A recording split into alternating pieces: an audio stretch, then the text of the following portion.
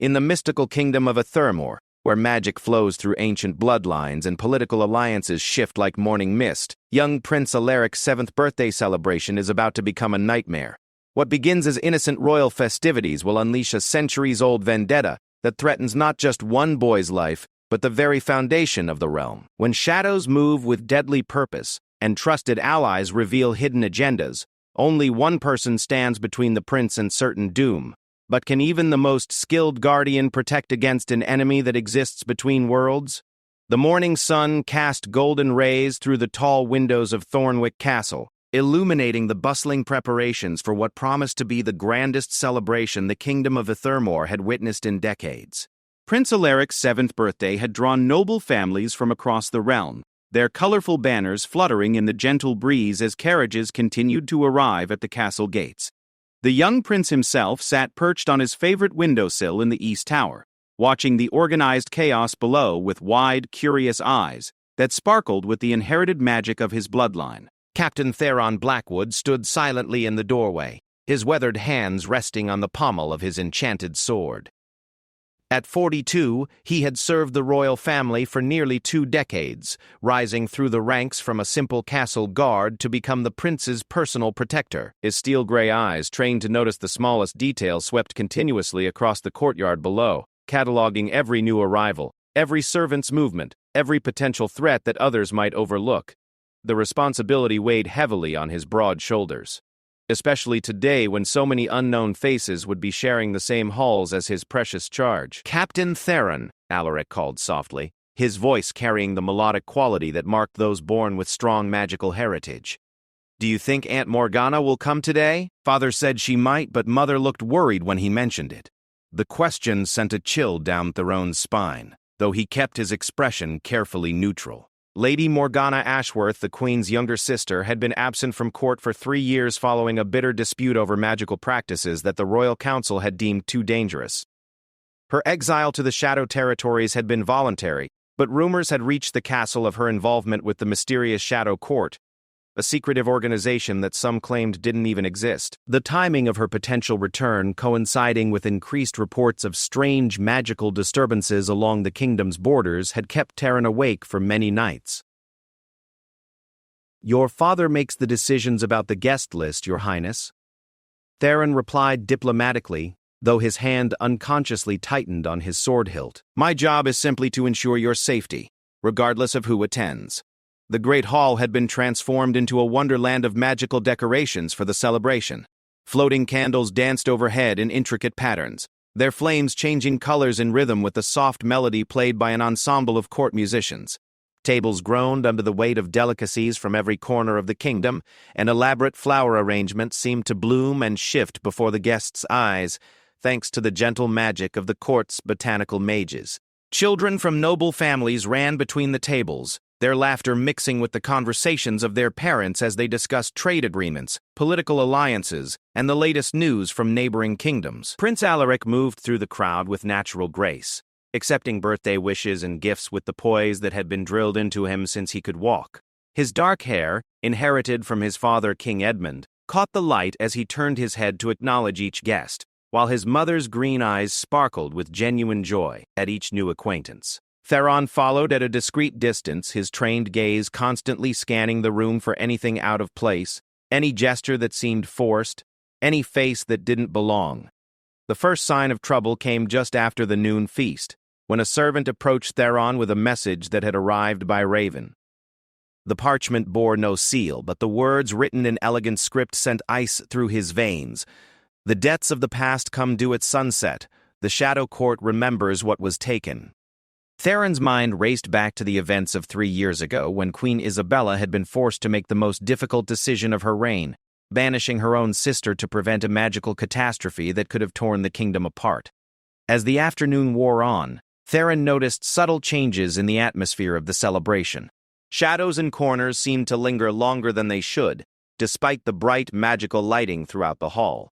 Several guests complained of sudden chills, and more than one magical decoration flickered and died without explanation. The captain's instincts, honed by years of protecting the royal family, screamed warnings that something was terribly wrong, but the source remained frustratingly elusive. The gift-giving ceremony began as the sun started its descent toward the western mountains.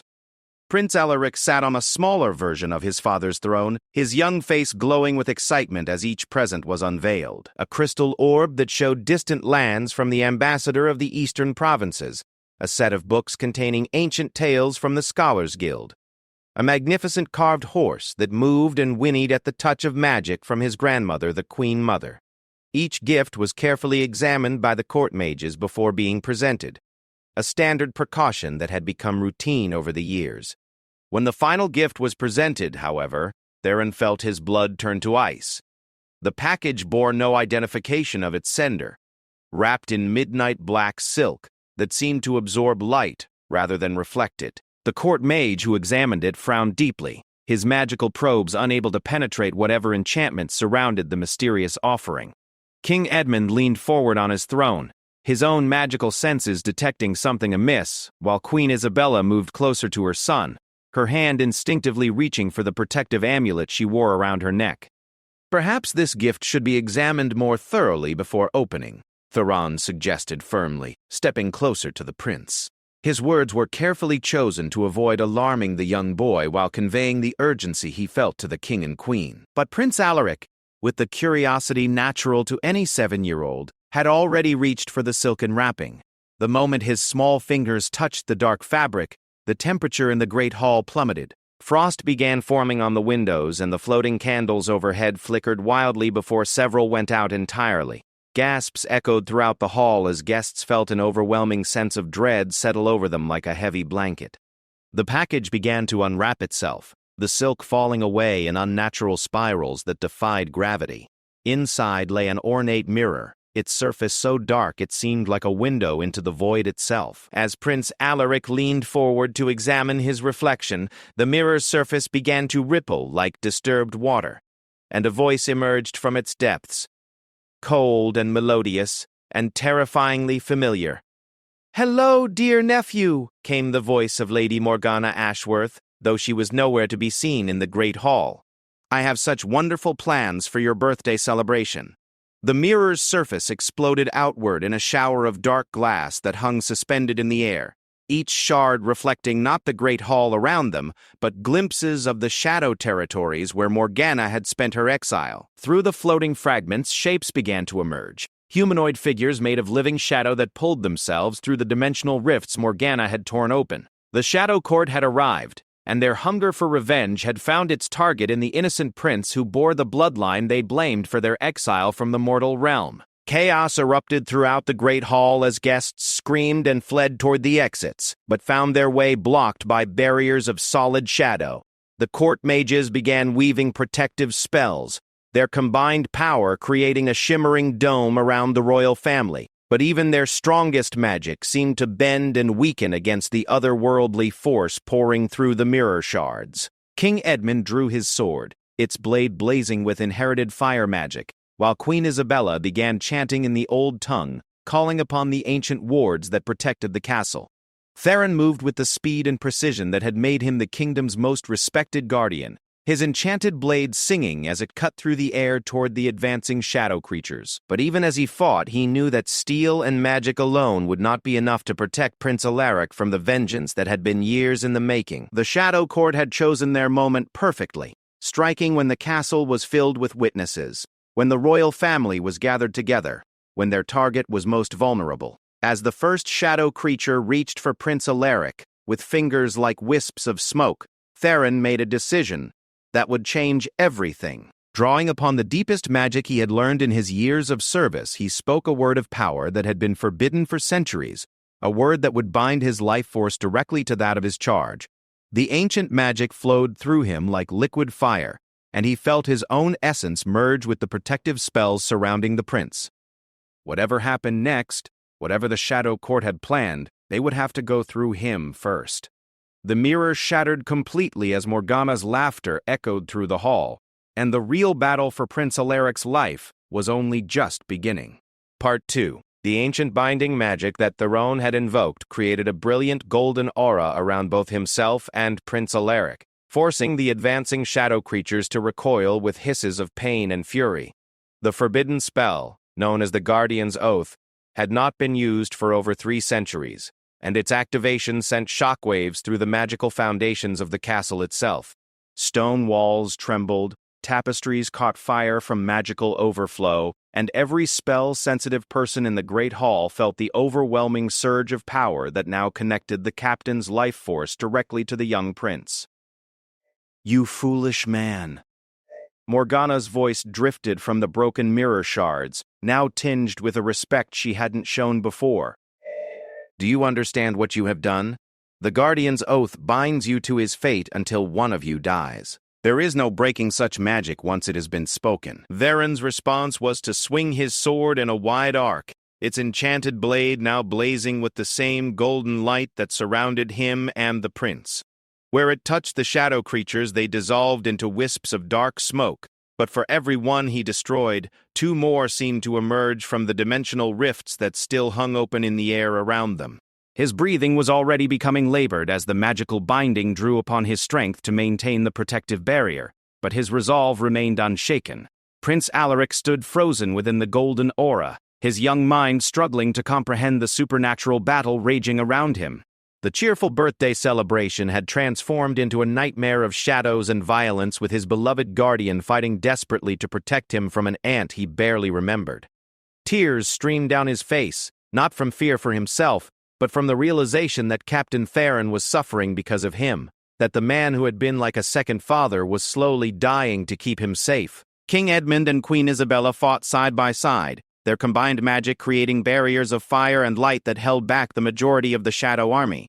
The king's inherited fire magic, passed down through generations of warrior kings, burned away dozens of the creatures with each spell, while the queen's mastery of protective enchantments created safe corridors for the fleeing guests. But even their considerable power was being slowly overwhelmed by the sheer number of enemies pouring through Morgana's dimensional rifts. The court mages, led by the ancient High Mage Aldrich, began weaving the most powerful protective spell in their arsenal. The great ward that had once protected the entire kingdom during the Dragon Wars. Their voices rose in harmony as they chanted in the old tongue, their staffs glowing with accumulated power that made the air itself crackle with energy. But the spell required time to complete, time that seemed increasingly unlikely to be available as more shadow creatures filled the great hall.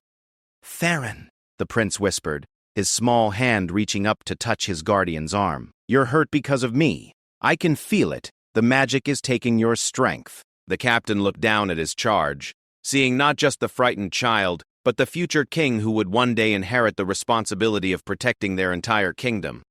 "Your Highness, my strength is yours to use. That is what it means to serve the crown, to protect what matters most. You will grow up to be a great king because you understand that some things are worth any sacrifice." Through the chaos of battle, a new voice cut through the magical mayhem, clear and commanding, and filled with ancient authority. "Morgana Ashworth, you have violated the sacred laws of dimensional travel. You have brought the Shadow Court into the mortal realm without permission from the Council of Mages. Surrender now and face judgment, or be destroyed along with your allies." The speaker was Archmagus Lyrele, the Queen's mentor and the most powerful mage in the known world. She stood in the Great Hall's main entrance, her silver hair flowing around her like liquid moonlight, her staff topped with a crystal that contained the concentrated essence of starlight itself. At her appearance, the shadow creatures hesitated for the first time since their arrival, sensing a power that could genuinely threaten their existence. Morgana's form began to materialize within the largest of the mirror shards, her face pale and gaunt from 3 years of exile in the shadow territories. The darkness that clung to her like living fabric spoke of bargains made with entities that existed beyond the mortal understanding of good and evil. Her eyes, once the same warm green as her sister's, now burned with cold fire that reflected the twisted magic she had embraced. "Lyrele," she said with mock courtesy, "how wonderful to see you again. Still playing the role of wise mentor, I see. Tell me, did you warn Isabella about the price of banishing family? Did you explain that some wounds never heal, that some debts must eventually be paid?"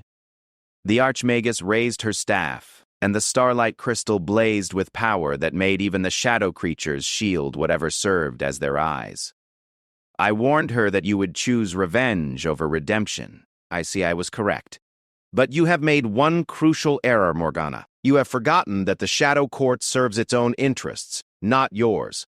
They care nothing for your family grievances." As if summoned by her words, one of the larger shadow creatures turned toward Morgana, its form more substantial and threatening than the others. When it spoke, its voice carried the weight of eons and the cold calculation of predatory intelligence. "The mortal speaks truth, exile. Our bargain was for passage to this realm. We have honored our part. Now we claim what we desire most." Morgana's confidence faltered as she realized the true nature of the entities she had allied herself with. The Shadow Court had indeed wanted passage to the mortal realm, but not to help her gain revenge on her family. They sought something far more valuable and dangerous, something that had drawn them across dimensional barriers despite the risks involved. They wanted Prince Alaric not for his royal bloodline, but for the unique magical potential that lay dormant within him. The young prince possessed a rare combination of magical heritage, descended from both the fire magic of his father's line and the protective enchantments mastered by his mother's family. Combined with the ancient royal bloodline that connected him to the very foundations of the kingdom's magical defenses, he represented a source of power that could allow the Shadow Court to establish a permanent foothold in the mortal realm. Theron felt the realization strike him like a physical blow, as his magical connection to the prince allowed him to sense the true hunger of their enemies. The Guardian's oath had given him access to Alaric's potential, and what he sensed there terrified him far more than any army of shadow creatures. The boy would one day wield power that could reshape nations, magic that in the wrong hands could either save or damn their entire world. "We will not allow you to take him," Theron declared, his voice carrying the absolute certainty of a man who had already accepted death. The golden aura around him and the prince blazed brighter, fed by his determination and the ancient magic of the Guardian's oath. The lead shadow creature laughed a sound like breaking glass and dying hope. "Mortal Guardian, you understand so little. We do not need to take the child. We need only to mark him, to leave our essence within his magical core. When his power finally awakens, it will serve our purposes whether he wills it or not." The revelation sent panic through the royal family and their defenders.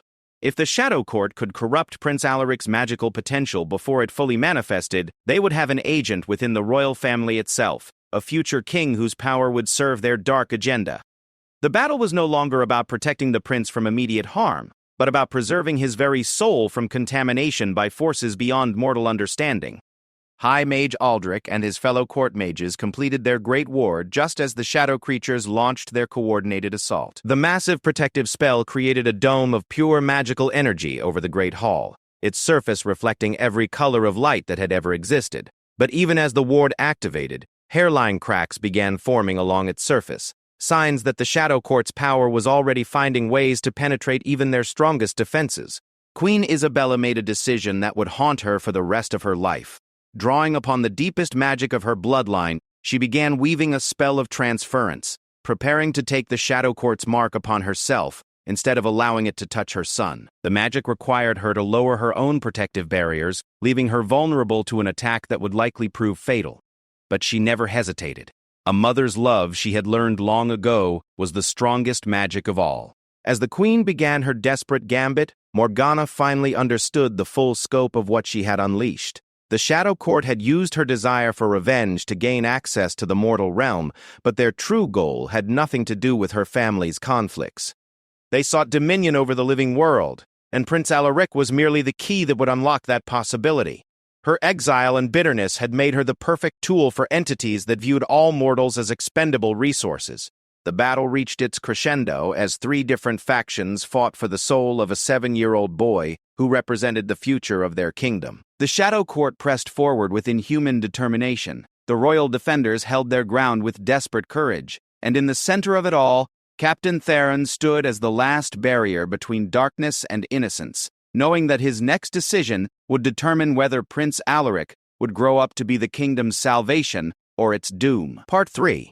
The moment Queen Isabella began lowering her protective barriers to attempt the transference spell, the air in the Great Hall became thick with magical tension so intense that several of the weaker court mages collapsed from the sheer pressure. The Shadow Court's lead entity, sensing the Queen's vulnerability, immediately shifted its attack pattern, abandoning its direct assault on Prince Alaric to strike at what it perceived as an easier target.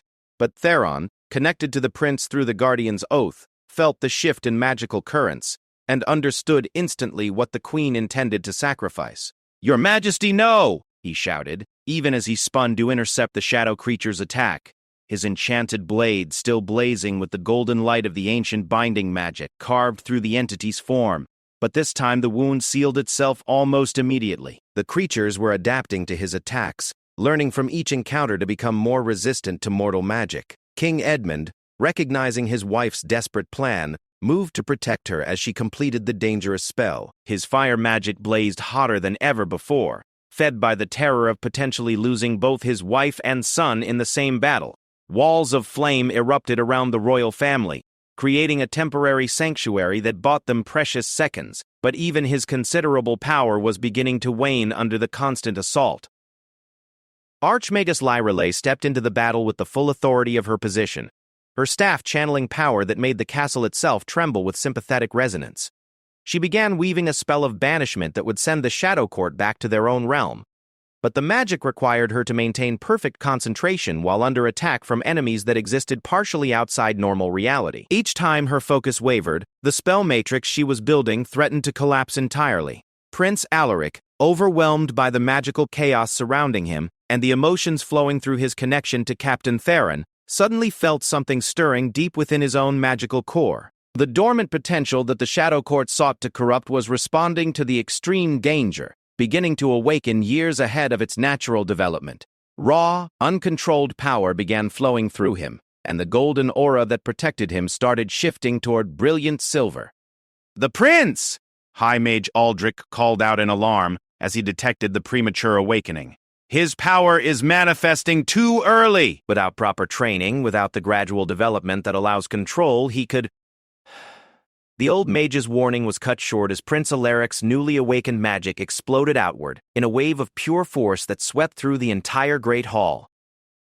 Shadow creatures dissolved instantly upon contact with the silver energy, their forms unable to withstand the purity of completely uncontrolled royal magic. But the same force that destroyed their enemies also shattered every piece of glass in the hall, cracked the ancient stone walls, and sent both allies and enemies flying. Theron felt the magical backlash through his connection to the prince like a bolt of lightning through his nervous system. The Guardian's oath, designed to protect a normal child, was suddenly channeling the awakened power of what might become the most magically gifted ruler in the kingdom's history. His body, merely human despite his extensive training, began to break down under the strain of containing and directing such overwhelming force. "I can't control it," Prince Alaric whispered, tears streaming down his face as he felt the magic continuing to pour out of him in unpredictable surges. "Captain Theron, it hurts and I can't make it stop." The shadow creatures that had survived the initial outburst regrouped quickly, their leader recognizing that the prince's uncontrolled power made him more vulnerable than ever to corruption. Wild magic was easier to taint than disciplined spells, and the chaos of premature awakening created perfect conditions for their dark influence to take root. Morgana, still partially materialized within the mirror shards, watched in horror as she realized the full consequences of her actions. The nephew she had wanted to use as a tool for revenge against her sister was now in mortal danger not just from the Shadow Court, but from his own awakening power. The child she remembered from 3 years ago, a happy and innocent boy who had called her Auntie Mora with pure joy, was suffering because of choices she had made in anger and bitterness. "Isabella!" she called out to her sister, her voice carrying genuine desperation for the first time since her exile began. The binding rituals. Remember the old texts from our grandmother's library. There's a way to stabilize premature magical awakening, but it requires blood magic. Queen Isabella finished, understanding immediately what her sister meant. Their grandmother had been the last royal to study the forbidden arts before they were banned from the kingdom's magical curriculum. The blood binding that could stabilize Prince Alaric's power would require a willing sacrifice of magical essence from a member of his bloodline, a process that would permanently drain the donor's own abilities. The queen didn't hesitate for even a heartbeat. Beginning the ancient ritual, she placed her hands on her son's shoulders and felt his wild magic immediately begin responding to her own disciplined power. The blood binding was dangerous and illegal precisely because it created a permanent magical connection that could kill both participants if performed incorrectly. But it was their only hope of saving Prince Alaric from being destroyed by his own premature awakening. Theron, feeling the queen begin the stabilization ritual through his connection to the prince, made his own desperate decision. The Guardian's Oath had bound his life force to Prince Alaric's survival, but it had also given him access to the boy's magical potential.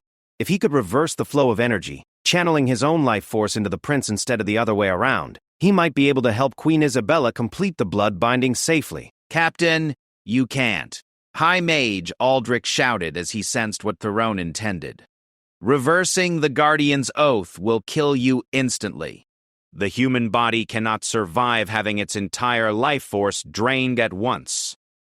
Then find another way to protect him," Theron replied calmly, already beginning the reversal process. "Because I won't let that boy die on my watch, and I won't let those things corrupt his power for their own purposes."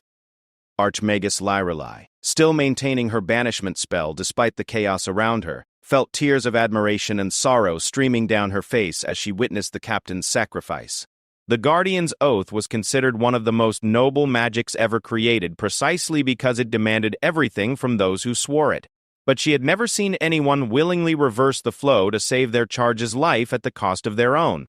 As Theron's life force began flowing into Prince Alaric, the wild silver energy surrounding the boy started to stabilize, creating a manageable flow that Queen Isabella could work with safely. The blood-binding ritual progressed smoothly, creating permanent magical channels that would allow the prince to control his awakened power without being overwhelmed by it. But with each passing second, Captain Theron grew paler and weaker, as his very essence was consumed by the magic he had chosen to invoke. The Shadow Court's leader, sensing that its opportunity was slipping away, made one final desperate assault. Abandoning all subtlety, it launched itself directly at Prince Alaric, intending to mark the boy with its dark essence before the stabilization could be completed. But Morgana, finally choosing family over revenge, stepped through her dimensional portal fully into the mortal realm, and intercepted the creature's attack with her own body. The shadow entity's claws tore through Morgana's form, but she held on with grim determination, using her knowledge of their weaknesses gained during 3 years of exile to begin a banishment spell of her own. "Sister," she gasped as dark ichor flowed from her wounds, "I'm sorry. I let my anger make me forget what family truly means." Queen Isabella, tears streaming down her face as she maintained the blood-binding ritual, could only nod in acknowledgement of her sister's sacrifice. The two women, divided for 3 years by pride and politics, were united once again in their determination to protect the innocent child who represented their family's future. With Morgana holding the Shadow Court's leader at bay and Queen Isabella successfully stabilizing Prince Alaric's awakened power, Archmagus Lyrelai was finally able to complete her banishment spell. The dimensional rifts began closing one by one, sucking the shadow creatures back to their own realm despite their desperate struggles to remain in the mortal world. The great hall filled with the sound of magical forces reshaping reality itself as the barriers between dimensions sealed themselves once more. But even as victory seemed within reach, Captain Theron collapsed to his knees, his life force almost completely drained by the reversed Guardian's Oath. Prince Alaric, his power now stabilized but his magical connection to his protector still intact, felt every moment of the man's approaching death as if it were happening to him personally. The boy who had been saved by so much sacrifice faced the horrible realization that his survival had cost the life of the person he loved most in the world. Part 4. The great hall fell into an eerie silence as the last of the dimensional rifts sealed themselves, leaving behind only the aftermath of magical battle and the heavy weight of sacrifice. Prince Alaric knelt beside Captain Theron's still form, his newly stabilized magic allowing him to sense the fading flicker of life that remained in his guardian's body. The golden glow of the Guardian's Oath had dimmed to barely visible threads of light, the ancient magic having consumed nearly everything Theron had to give.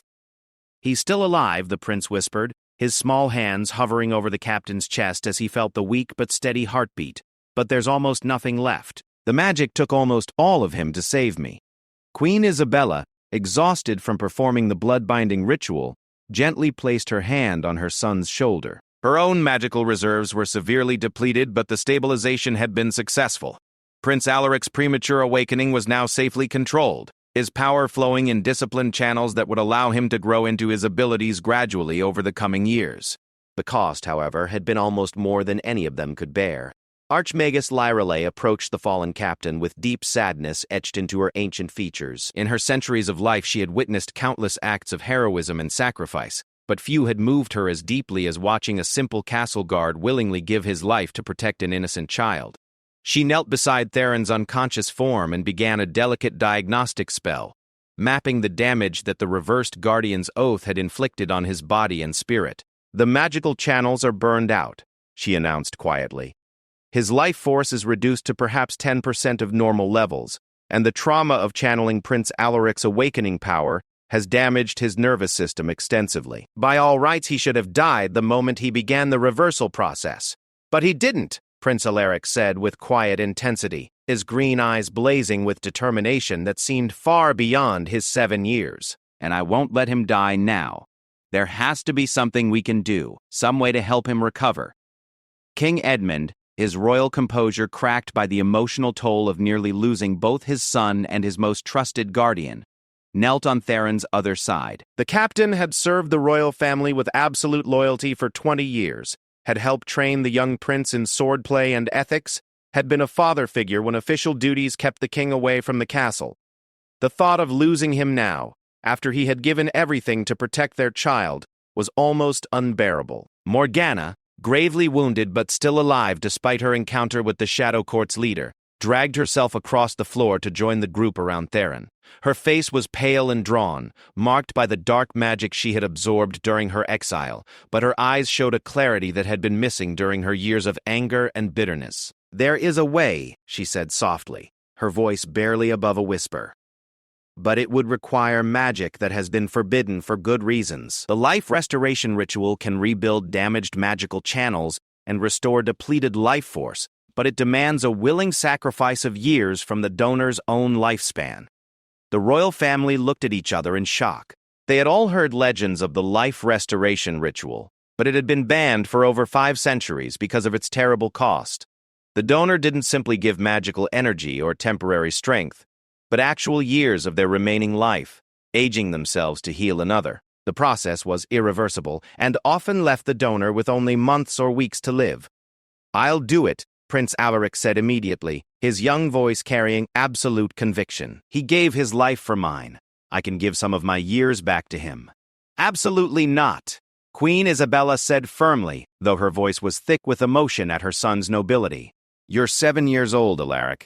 You don't understand what you're offering to sacrifice." "I understand that Captain Theron is dying because he saved me," the prince replied with wisdom that made the adults around him feel ashamed of their hesitation. "I understand that some things are more important than how long you live. He taught me that today." Archmagus Lyrale studied the boy with new respect, seeing in him the makings of a truly great king. The premature awakening of his power had brought with it an emotional maturity that often accompanied such magical transformations, aging his spirit even as his body remained that of a child. But she also understood the queen's protective instincts and the terrible burden of allowing a 7-year-old to make such a momentous decision.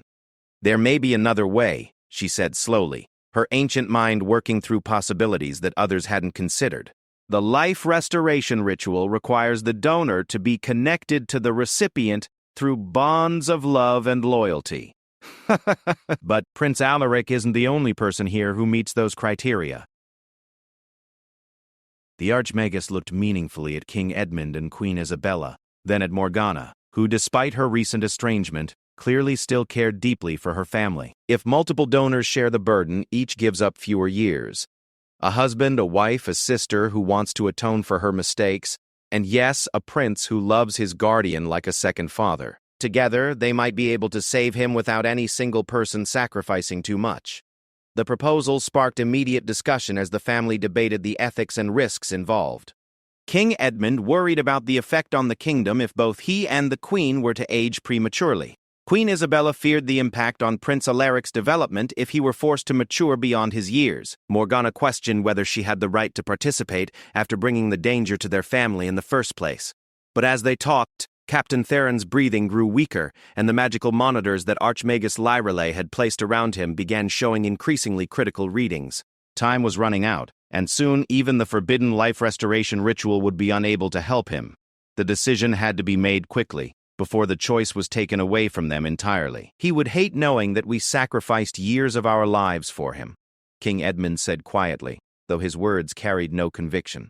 Theron has always believed that protecting the royal family was worth any personal cost, but he's never wanted us to make similar sacrifices for him. Then we don't tell him, Prince Alaric said simply. We save his life, and we never tell him how. He'll think it was just regular healing magic, and he'll never have to feel guilty about what it cost us. The innocence and practicality of the solution, coming from their 7-year-old prince, made the decision for all of them. Queen Isabella began preparing the life restoration ritual, while King Edmund and Morgana gathered the necessary components from the castle's magical supplies. Archmagus Lyrelay supervised the complex spell work, ensuring that the burden would be shared equally among the 4 donors. As the ritual began, each family member placed their hands on Captain Theron's still form and felt the ancient magic connect their life forces to his damaged essence. The sensation was unlike anything they had ever experienced, a gentle but inexorable drawing away of vitality that felt like watching years of their lives flow out through their fingertips. Prince Alaric aged from 7 to 9, his features sharpening slightly and his voice deepening just a touch. The king and queen each gave up 3 years, while Morgana, as penance for her role in creating the crisis, willingly surrendered 5. The change in Captain Theron was immediate and dramatic. Color returned to his face as his magical channels rebuilt themselves. His breathing strengthened as his life force replenished, and the terrible damage from the reversed Guardian's oath began healing under the power of the forbidden ritual. When his eyes finally opened, they were clear and focused, showing no sign of the trauma his body had endured. "Your Highness," he said softly as he saw Prince Alaric's concerned face hovering over him. "Are you hurt? Did they manage to—" He stopped as he took in the scene around him, the destroyed Great Hall, the exhausted faces of the royal family, the absence of any shadow creatures or dimensional rifts. "How long was I unconscious? What happened to the Shadow Court?" "They're gone," Prince Alaric said with a smile that seemed somehow older and wiser than it had been before the battle. "Archmagus Lyrelay banished them back to their own realm, and Aunt Morgana helped stop their leader from hurting anyone. You saved me, Captain Theron. You saved all of us." Over the following days, as the castle was repaired and the kingdom returned to normal, the true scope of what had happened during Prince Alaric's birthday celebration became clear. The premature awakening of his magical abilities had revealed a potential that exceeded even the most optimistic projections, suggesting that he would one day become one of the most powerful rulers in their world's history. The stabilization ritual performed by his mother had ensured that this power would develop safely under proper guidance. Captain Theron recovered fully from his ordeal, though he never learned the true cost of his healing. The royal family maintained their secret, allowing him to believe that Archmagus Lyrelay's exceptional skill had been sufficient to reverse the damage from the Guardian's oath. He returned to his duties with renewed dedication, unaware that 4 people had willingly sacrificed years of their lives to ensure his survival. Morgana, her wounds healed, and her exile officially ended, remained at court to help with Prince Alaric's magical education. Her experience with forbidden arts gained during her years in the Shadow Territories provided valuable insight into protecting the kingdom from similar threats in the future. The bitter division that had torn the royal family apart was finally healed through shared sacrifice and rediscovered love. The shadow creatures never returned to threaten the kingdom, their defeat serving as a warning to other entities that might consider the mortal realm easy prey. Prince Alaric grew into his abilities gradually and safely, guided by the best teachers his parents could find, and protected by a guardian whose loyalty had been proven beyond any doubt. The birthday that had begun as a celebration and become a nightmare ultimately transformed into the foundation of legends that would be told for generations. And in the quiet moments before sleep, when the castle settled into peaceful silence, Prince Alaric would sometimes touch the faint golden thread that still connected him to Captain Theron through the Guardian's oath. The magical bond had survived even death and restoration, a permanent reminder that some forms of love and loyalty transcended the boundaries of magic, mortality, and sacrifice. It was a lesson that would shape him into the great king he was destined to become. ruling with the wisdom born from understanding that true strength lay not in power, but in the willingness to give everything for those you loved. The kingdom of Ethermore had faced its greatest threat and emerged stronger, bound together by shared sacrifice and the knowledge that even in the darkest moments, courage and love could triumph over any shadow. Prince Alaric's 7th birthday would be remembered not as the day he nearly died, but as the day he learned what it truly meant to be worthy of the crown he would one day wear.